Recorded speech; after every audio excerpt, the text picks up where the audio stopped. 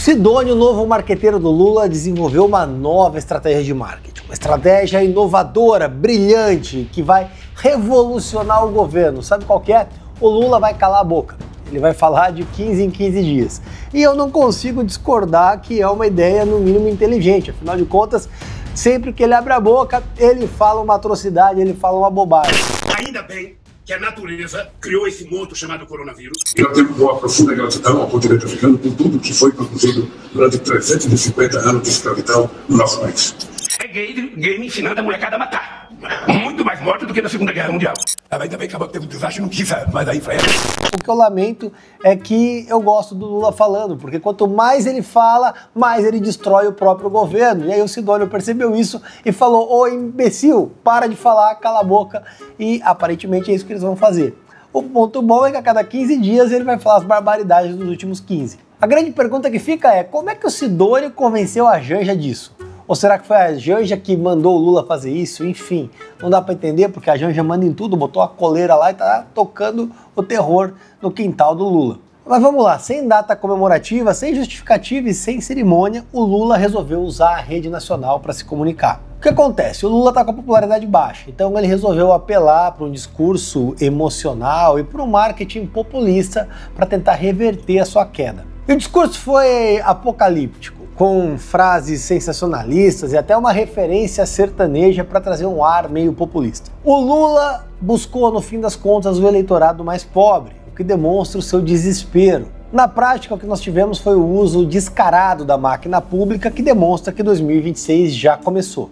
Mas tudo foi tão descarado, tão escancarado, que até a extrema imprensa já percebeu. Olha a manchete aqui do Estadão. Lula faz pronunciamento com cara de propaganda eleitoral e quebra padrões em busca de popularidade. Até o Estadão viu, não teve como segurar. A popularidade do Lula está em queda livre. O Lula tentou emplacar até o pé de meia para tentar levantar isso, falando que vai ter R$1.000 ali, pode chegar e um dinheiro a colar. Ou seja, o velho esqueminha da compra de voto, te dando uma vantagem, vota no pai. E até o Farmácia Popular, que foi esvaziado no começo do governo Lula, voltou agora como se fosse uma grande conquista. Um projeto velho, recalchutado, que não tem impacto nenhum na vida das pessoas, foi escanteado, mas eles não têm o que falar, não têm o que ofertar, então o desespero para agradar o eleitorado é tão absurdo que o Lula chega a se gabar de fralda geriátrica. Talvez isso até seja uma referência sofisticada ao seu governo, que já nasceu velho e cheio de caca. Mas a verdade é que foi tão escatológico que nem a assessoria oficial do governo passou pano. E a Rede Globo disse o seguinte: Lula fará um pronunciamento na TV e rádio para divulgar pé de meia e farmácia popular.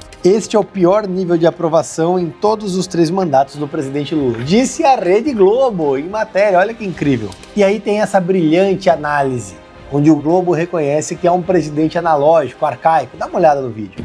Mas olhando esse pronunciamento de ontem, a primeira coisa que me chamou a atenção foi que a gente está falando de um presidente analógico no mundo digital, achando que uma série de pronunciamentos em rádio e TV é o que efetivamente pode mudar a visão da população em relação ao seu próprio governo. Isso já me parece uma certa desconexão em relação ao momento em que a gente vive. Só que, pasme, o que o Sidônio quer não é que o Lula fale só de 15 em 15, vai ter um pronunciamento desse de 15 em 15 dias.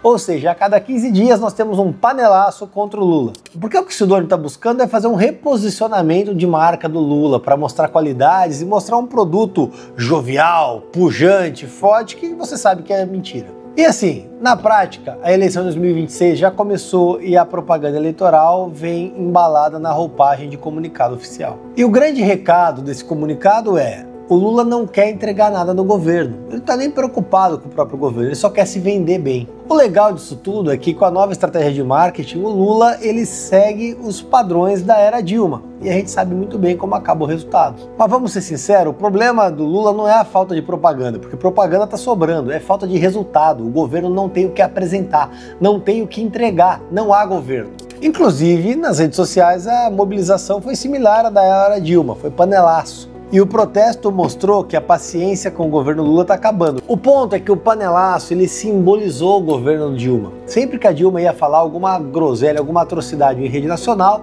a população espontaneamente ia para a janela bater panela. Ó, tá ruim, não quero te ouvir, vá te lascar. E foi isso que aconteceu nesse pronunciamento do Lula e é isso que vai acontecer nos próximos pronunciamentos. Não há como proibir as pessoas de baterem panela e nós vamos continuar na janela fazendo panelaço sempre que o Lula abrir sua boca imunda. Agora, mesmo mudando a comunicação, uma coisa que não muda é a prática do governo Lula de favorecer a companheirada.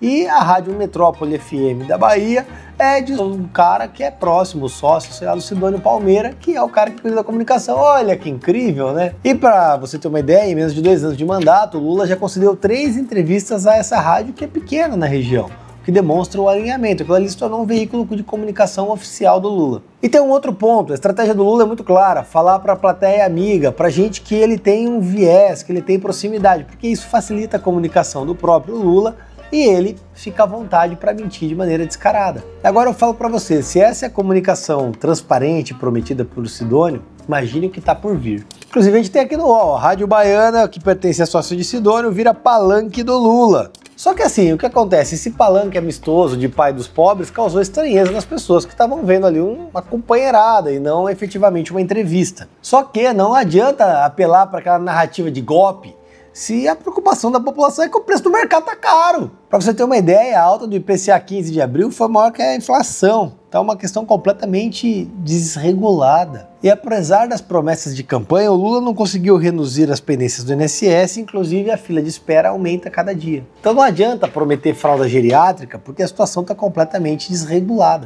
E no meio disso tudo, o que o Lula faz? O Cine Alvorada, para receber ali os netos do Rubens Paiva e assistir uma sessão de cinema. Mas aí eu fiquei curioso para saber quem tinha comparecido no Cine Lula. E vamos lá, Hugo Mota, Davi Alcolumbre, Paulo Gonet, Herman Benjamin, que é o presidente do STJ, o tenente brigadeiro do ar, Francisco Parente Camelo, que é do STM, o Andrei Rodrigues, diretor-geral da PF, Renata Varandas, que é jornalista e namorada do Andrei Rodrigues. E aí é estranho ver esse Cine Alvorada cheio de autoridades que às vezes não deveriam estar lá, né? E o único empresário convidado foi o fundador da Qualicorp, que é amigo do Lula e deu seu jato para o Lula participar da COP27 no Egito em 22, que inclusive foi preso em 2020 pela Polícia Federal durante uma investigação sobre Caixa 2 na campanha de Zé Serra ao Senado. Ele fechou uma delação premiada, homologada pelo STF em dezembro de 2020, foi solto e pagou uma multa de R$200 milhões.